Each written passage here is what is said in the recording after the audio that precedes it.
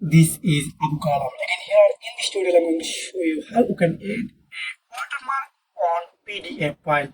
So first of all, go to video description, then click on here. You are redirect to this website. First of all, just select your PDF file. So just click on select, then click on your PDF file. Then make sure you want to write example. I want to write my name, then middle of here.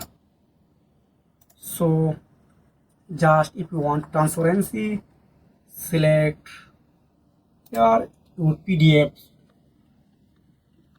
watermark color, select your watermark color. I want to write black, then select your text. So just here, then transparency 50%, it's better than 90% degree.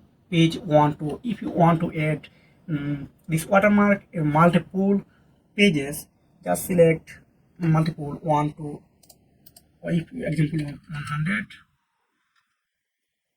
So I have only one page, I select one. Then over the PDF content, below the PDF content, just add watermark. Click on here, then this will be automatically downloaded on your devices.